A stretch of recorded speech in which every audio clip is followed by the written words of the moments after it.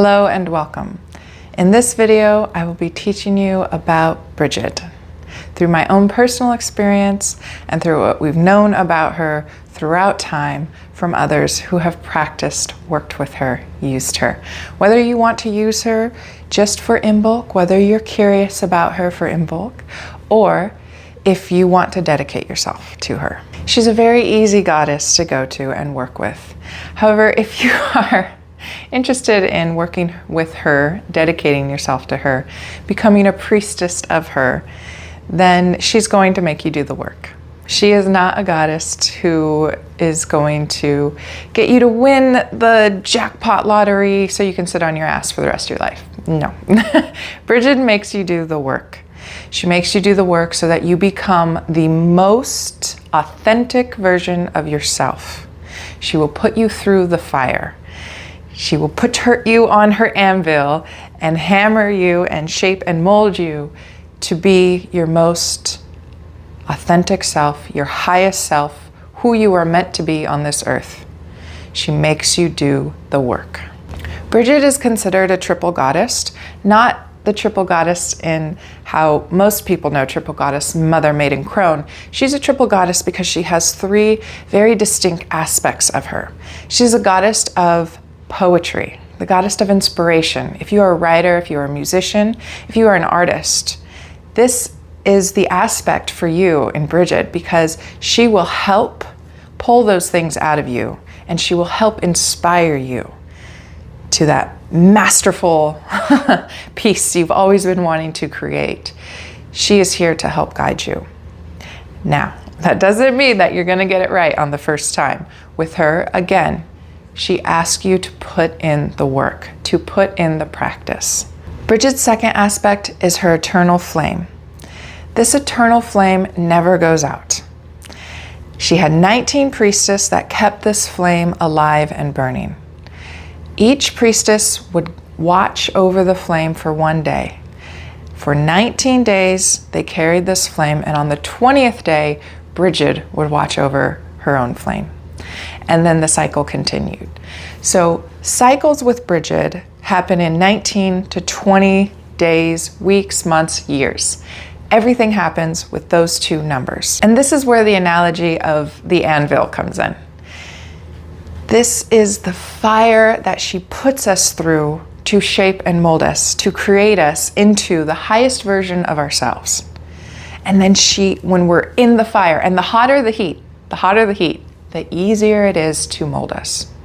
Now, when working with her, when I started working with her, it was all sunshine and rainbows. And then I dedicated myself to her as one of her priestess. And that's what this cord is, actually. This is my knot tying with Brigid. This other one is for my marriage, but with her, I did the same thing. And let me tell you, my life changed and has never been the same. And there were a lot of times, especially, I would say kind of in the center of that, where it felt very unfair. Like, when am I going to see all of these things I've been doing pay off? And it felt like, at times, like, where are you? I've been doing everything that, that you've wanted, that you've asked of me. At least I thought that you asked of me. And then you start second guessing yourself. And then one day, when you've had enough, it's just, your whole life changes for the better. And it's amazing. And all those blessings and all of those things that you were starting to doubt because it had taken so long are there. And they're like you've never imagined them to be. Better than you've imagined. So that's a little bit what it's like to work with Brigid full time. She's gonna get you there, but you're gonna have frustrations along the way. But I feel like that's everything in life. And that's most deities you work with. It's not gonna happen instantly. The third aspect of Brigid is water. So water is her healing aspect. And this is why if you go to Ireland and Scotland, you will see water whales and other water forms named after Brigid or dedicated to Brigid because this is her healing aspect. So this is why when we we look at cauldrons as one of her things. So I have a massive cauldron that I use because when you put the flame below the cauldron, you're using her internal flame. And when you put the water in, the eternal flame is heating the water. So this is a very useful tool when working with Brigid. You do not have to get a massive one like I have. You can just get one of the little small ones, or you can just use a stove on your pot, or a pot on your stove. So her water is sacred, and her water has healed me. It is healing my son currently. I go to this temple where, in astral and in meditation, where I can sit with her. She has this own space, kind of separated, not separated. Maybe someday I can draw it all out for everyone to see visuals. But her priestess are kind of over here working, and then she's here. And she sits by her cauldron, and the water, she showed me, flows out of her cauldron, and it creates like this river or stream. And I was there, and I had brought my son to her once. My son has a very serious heart condition. And she had me put my son into the water and just let the water flow over his body. So this is what she showed me to do in my meditations. And I mean, I do it as often as possible because this is one of the things that's, I want from her. I want her healing aspect. Now, when we're working with gods, it's like a relationship, like any other relationship you have in your life. It is not always, you wouldn't go over to a friend's house and just ask them for everything in the refrigerator and to borrow their car for a week. That would be rude, right? So it's a give and take relationship. So let's get into offerings. What offerings are great for Brigid? Brigid likes milk. Her sainthood. Brigid became a saint when Christianity came through Ireland and Scotland, because the Celts didn't want to lose their goddess, and the Christians that came in knew that. So Brigid became a saint. Now, it's a possibility that Saint Brigid was a real person, probably was somebody very similar, but the two started to intertwine. And the myth of Saint Brigid's birth was that she would only drink milk from a white cow. And so she's very associated with dairy and with cows. So a great offering for Brigid would be milk or cream. And I have a spot in my backyard where I will give her the offering on my altar, and then I will dump it when after a day or so. So milk is a great offering. The other thing that Brigid is associated with and really loves is apples. Brigid to me is the goddess of earth. She's very all-encompassing, but when you cut an apple open, you see a pentagram. And this is the symbol with the apple, fruitfulness. This is a symbol for the divine feminine. So I use this apples as an offering to her often as well. Now, when we talk about offerings, I think we just think of like foods we can give, kind of like they used to do.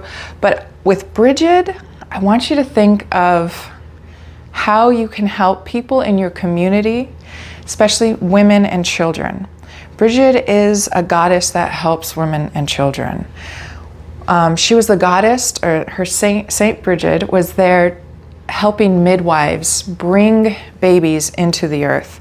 So her fertility aspect is through midwifery. But she was also, she cared and she gave everything she could to people who needed it, to women and children who needed it, who had nobody to provide for them. So go into your community if you really want to give to Brigid, and find a homeless shelter, a shelter for women and children. There in my community, there's Hope House, and they take in battered wives and their children. They get them out of bad situations and they find them new homes and they provide for them to get them started.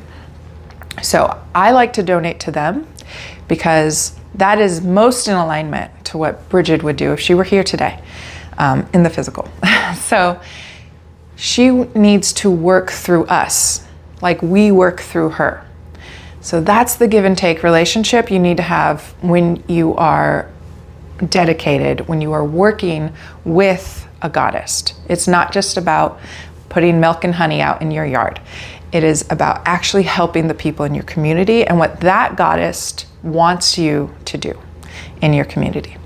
So that's the best way to give an offering. Some things I work with Brigid. Water, obviously, very sacred. I leave this on.